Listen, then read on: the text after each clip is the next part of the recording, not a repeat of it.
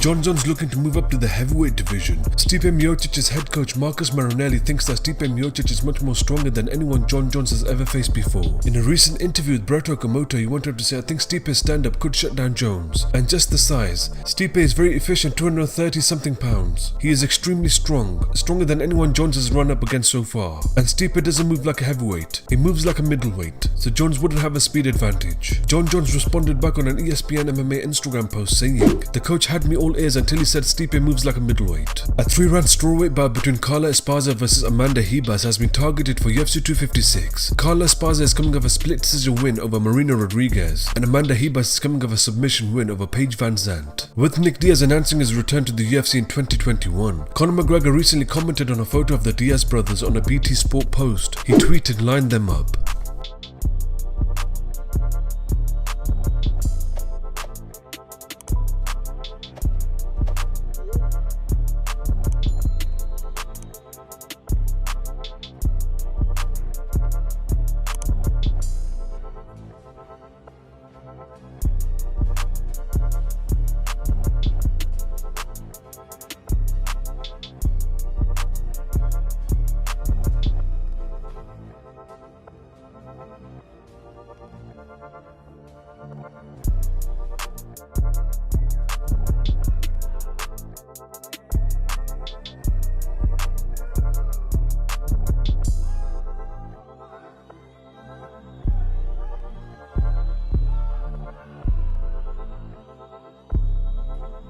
Michael Bisping on the Believe in Me podcast gives his thoughts on Alistair Overeems' win over Augusto Sakai. Yes, with the weekend we had Alistair Overeems taking on Augusto Sakai.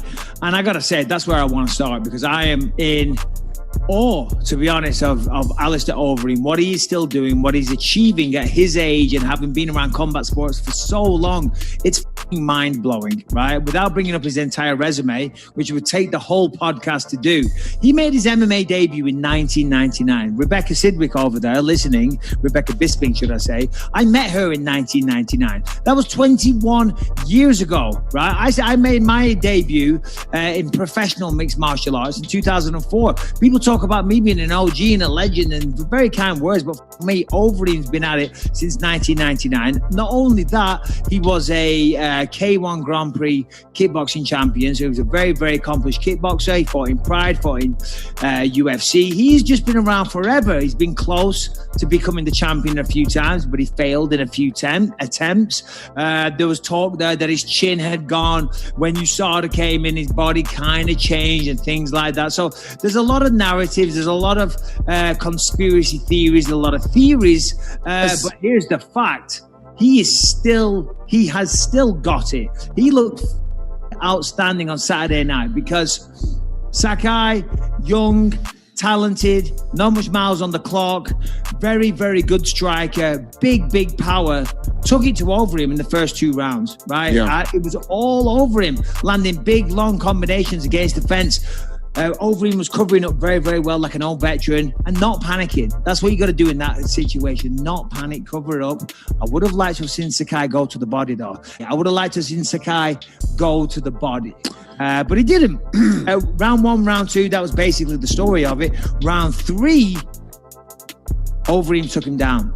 And it wasn't even a good takedown, no disrespect, but it doesn't matter. The takedown that works is a perfect takedown. It was a weird single leg, but it worked. And he got on top of him and he pounded the shit out of him.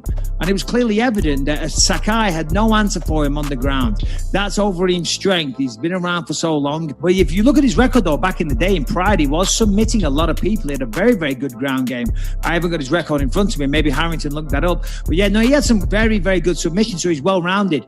Took Sakai down and dominated him on the ground. Came very close to finishing him. Round 4, did the same thing. Took him down easy. And so therefore, going into round 5, it was 2-2. Now on the feet, Sakai seemed to be the better guy. But it is mixed martial arts. And with the savvy, with the experience, just the mental toughness, and realistically, just the experience, he knew it was a very, very clear path to victory. Round 5, he went out there and he wasted no time. Shot in straight away. Got a single leg. And again, it wasn't a very good single leg.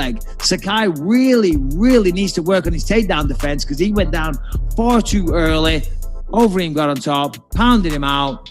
Job well done. He has my respect.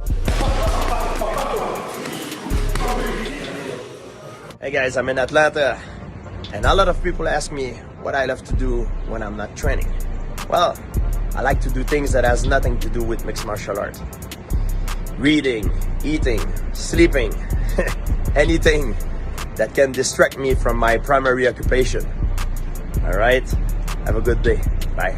Gerald Meerschaert on The Bash with Pizzi and Niall says that he feels disrespected by the UFC for booking Khamzat Chimaev a fight straight after with Damian Maia. Yeah, and I'll keep saying it every time someone asks me. I find it disrespectful. Yeah. I find it disrespectful that the promotion thinks that they can just line this up and put it out there in public. And I think it's disrespectful that Chimaev is like completely okay with like, oh yeah, line this guy up, I'll beat him, I don't gotta cut a lot of weight, and then I'll go fight somebody else.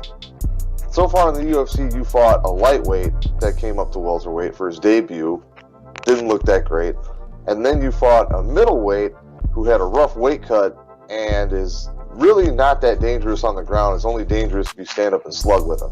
And now you're going to fight a middleweight who's going to be bigger, stronger, and my technique's going to be way better in the grappling department. So to think that you can start setting up fights afterwards, you know, against a guy who, by the way, I'm tied with for most submissions in the middleweight division, is, if it's not disrespectful, I don't know what is.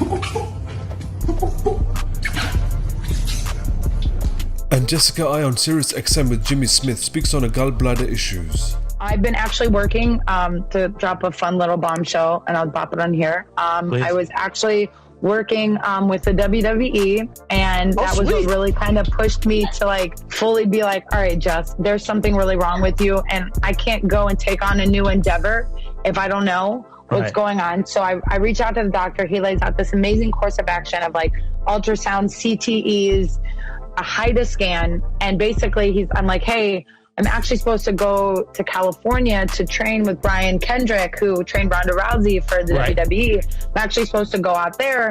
Like, am I going to be okay enough to make it? And he was like, well, you've made it this far, you know, like, you know when you're going to have to go to the bathroom. So I'm like, all right, so I'm basically not going to be able to eat for like 3 days. So, because if no matter what I ate, I could drink water and I would get sick. Like, I was literally getting to the point that no matter what I ingested, it didn't even matter. Any kind of food, like I could eat vegetables and I was getting sick. I was vomiting them. If I wasn't vomiting them, like it was literally coming out completely whole on the other end. So I literally go out there, I nail my experience out there, and there's like, you know, no one knowing. And I feel like I kind of look back at like, you know, things like Boseman and what he was doing. And I remember feeling like that, you know what I mean? I remember being like, I'm bigger than this. I can figure this out. Like, I'm strong. I'm a strong girl. Like, you got this. And I literally went out there. I mean, people saw the bruises on my butt from running ropes. Like, I gave it my all with so little. And it wasn't until I came back that's when I finally did the HIDA scan. And a HIDA scan is basically where they inject you, and they basically like an hour and a half, they wait for your gallbladder to react. And basically, like, give you the big, like, F you know? Right, and then they take tons of pictures of it. So then they take tons of pictures of it. So basically, you're in pain. You feel like absolute garbage, but they're finding out, you know, like what was actually going on. So sure enough, a couple of days later go by and I get my results back, and they're basically saying your gallbladder is only working at 8%, which most people in the world can handle like 60%, 50%, and especially women. Women naturally like lose their gallbladder, but I was at 8% function. Jeez. So basically it's dead.